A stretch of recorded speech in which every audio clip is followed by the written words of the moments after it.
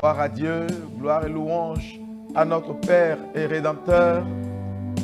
En ce jour, chers téléspectateurs de Télé Évangélique, nous sommes là pour la méditation du jour. Le Seigneur nous fait du bien, il nous instruit, il nous nourrit. Le Seigneur nous ressource. Que son nom soit loué et glorifié. Adorons le Seigneur. Jamais personne pourra t'égaler, Seigneur Jésus. Oui, Jésus-Christ, Fils du Dieu vivant, Tu es nul assis sur la terre et dans les profondeurs de la terre ne peut s'égaler à toi. Tu es le grand architecte de l'univers. Hommage te soit rendu pour toujours. Lion de Juda, prosterné nous t'adorons, Jésus-Christ, roi de gloire. Grand architecte de l'univers, Lion de Juda, prosterné nous t'adorons, Jésus-Christ, roi de gloire. alors reçois ma louange. Reçois ma louange, Jésus-Christ. Reçois ma louange, Jésus-Christ. Comme un parfum de bonne odeur, Reçois ma louange. Reçois mon adoration. Reçois ma louange, Seigneur. Oui, bien-aimés, nous sommes appelés à adorer le Père. Jésus pouvait dire: voici les adorateurs que le Père recherche, ceux-là qu'il adore en esprit et en vérité. Adorer le Seigneur, bien-aimés, est une chose merveilleuse. Tout ce que nous ferons ou nous faisons sur cette terre, un jour prendront fin, sauf l'adoration, la louange qui continuera lorsque nous serons à la présence du Dieu vivant. C'est pourquoi, chers téléspectateurs, il est convenable d'être riche pour Dieu et non d'être riche pour soi-même. Donc nous sommes en train de parler d'être riche pour Dieu. La dernière fois, bien-aimés, nous avions eu à dire qu'être riche pour Dieu consiste d'abord à se donner soi-même en sacrifice au Seigneur. Car lui, il s'est offert en sacrifice pour nous. De riche il était, il s'est fait pauvre afin de nous enrichir. Et nous aussi, nous devons faire de même en retour. Nous verrons le deuxième élément aujourd'hui d'être riche pour le Seigneur. Devenir riche pour Christ consiste à faire quoi? Cela consiste, bien aimé, à répondre aux besoins de l'œuvre du royaume. Ça, c'est le deuxième élément. Répondre aux besoins de l'œuvre du royaume, de l'œuvre du Christ. Répondre à cela par ce que nous possédons, par le matériel, le séculier. Nous sommes appelés à faire quoi? À mettre à disposition du Seigneur ce que lui-même, il nous a donné. Car nous devons savoir, chers frères et sœurs dans le Seigneur, que tout ce que nous possédons, nous les avons reçus du Seigneur. Oui, nous avions travaillé. Certes, nous avions mené des activités. Je suis entièrement d'accord.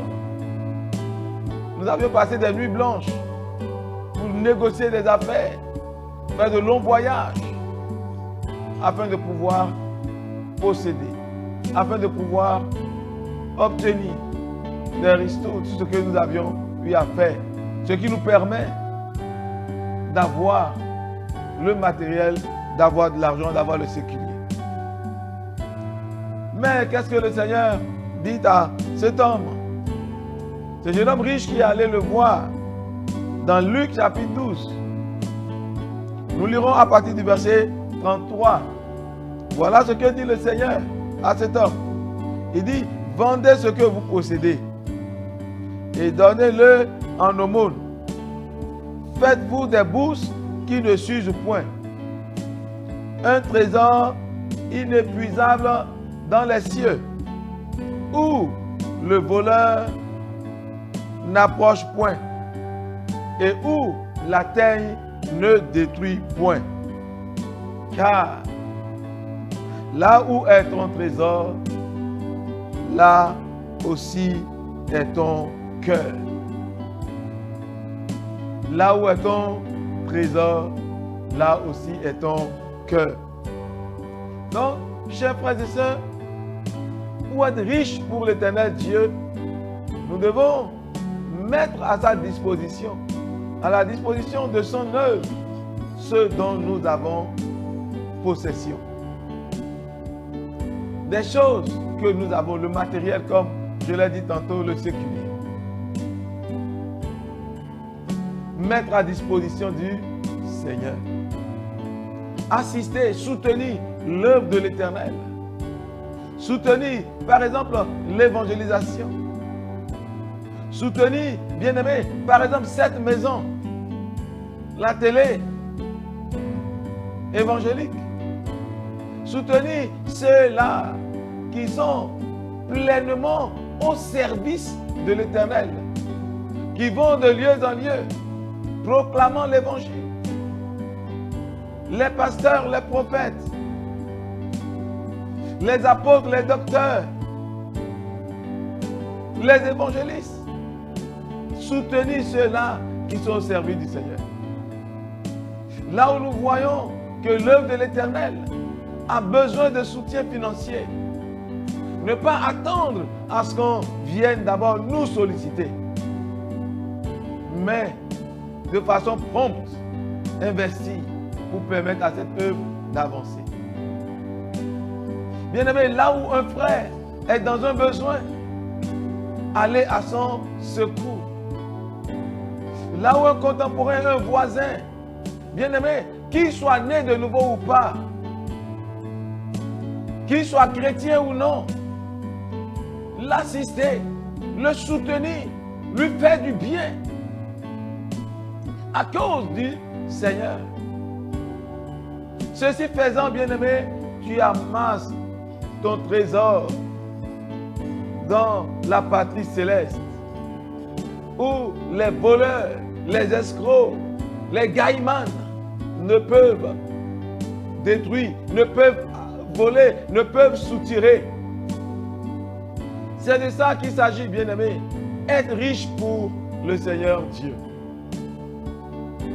Là où ton voisin a faim, pourquoi ne pas partager avec lui ce que tu as? Là où tu vois l'autre est démuni, pourquoi, bien-aimé, ne pas aller à son secours? C'est de ça qu'il s'agit.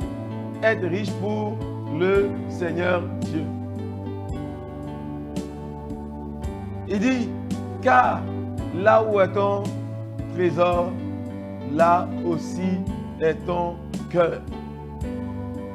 Qu'est-ce que cela veut insinuer? Lorsque tu investis dans le royaume, tu as ta pensée, tu as ton cœur dans le royaume. Tu espères te retrouver un jour dans ce royaume. Tu attends avec impatience l'avènement du Christ pour entrer dans la salle de noces avec lui. Chers téléspectateurs, nous devons savoir que le temps nous presse. L'apôtre dit, rachetez le temps, car les jours sont mauvais.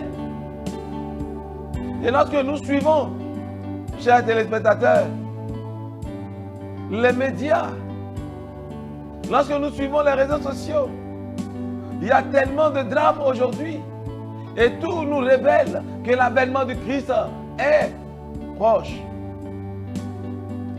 Pourquoi devons-nous encore continuer par être riches pour nous-mêmes, au lieu d'être riches pour le Seigneur? Ces biens, ces immeubles, ces grosses voitures, ces milliards, bien-aimés. Un jour, tu partiras et tu les abandonneras. Nous devons savoir une chose, où la richesse nous abandonne, où nous l'abandonnons. Mais ce qui est éternel, c'est ce que nous aurions fait pour le Seigneur. L'investissement pour le royaume. Un homme a dit un jour, j'ai tellement aimé ça. Lorsque je parle de grosses voitures, de belles et de grandes maisons, ces choses ne sont pas mauvaises en elles-mêmes. Car tu dois faire un long voyage, partir par exemple de Cotonou ou Tanguieta, mais tu as besoin d'une grosse voiture. Lorsqu'on voyage confortablement, bien aimé, on ne sent pas la distance. Permettez-moi de le dire ainsi, on s'augmente la vie. Lorsqu'on voyage dans des conditions misérables, on se tue. Donc je ne voudrais pas dire que ces choses ne sont pas bonnes. Lorsqu'on dort au frais, on se réveille renouvelé. Mais investissons dans le royaume. Et ce que je vous l'ai dit tantôt, cet homme dit, lorsque tu as l'argent, lorsque le Père te bénit, tu as une belle maison, tu en as peut-être 2, tu as une voiture, tes enfants ne manquent de rien. Alors le reste de l'argent, qu'est-ce qu'il faut faire? Si ce n'est que d'investir dans le royaume. Et bien aimé, lorsque j'ai entendu cet homme dire ça, souvent et très souvent, qu'est-ce que je fais? Je prie en sa faveur afin que Dieu lui donne davantage pour qu'il investisse dans le royaume parce qu'il a compris. Et je voudrais, chers téléspectateurs, que tu comprennes aussi qu'être riche pour le Seigneur, c'est investir ce que nous avons dans le royaume. Le faux riche, le riche insensé, nous en avions parlé, l'avarice, tout pour lui, rien pour les autres. Et il n'est pas rare de voir des gens se comporter ainsi dans la maison du Seigneur. Nous devons nous repentir. Nous devons changer de vie. Nous devons nous convertir afin de pouvoir voir les choses selon la pensée du Christ. Là où est ton trésor, là aussi est ton cœur. Investissons dans l'œuvre afin d'être riches pour Dieu. Chers téléspectateurs, aujourd'hui, la remarque est amère. Plusieurs n'investissent même pas pour Dieu. Ils font plutôt le commerce avec Dieu.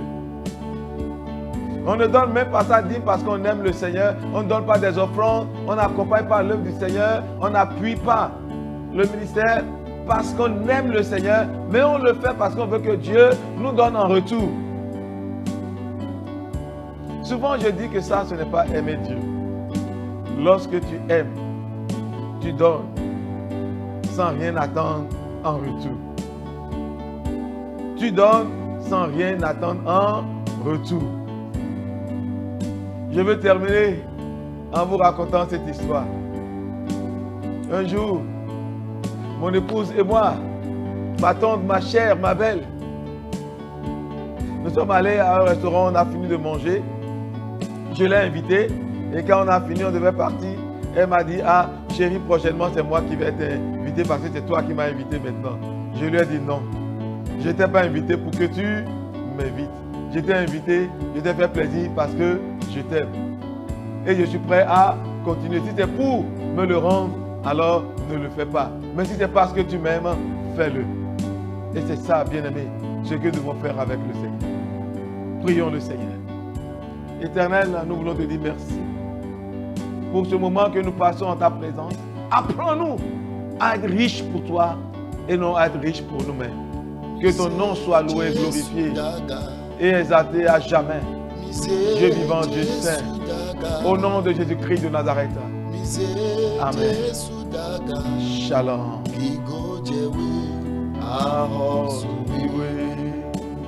Mise Jesu Daga, Mise Jesu daga. Mise Jesu daga. Bigo jewi. Ahosubiwe.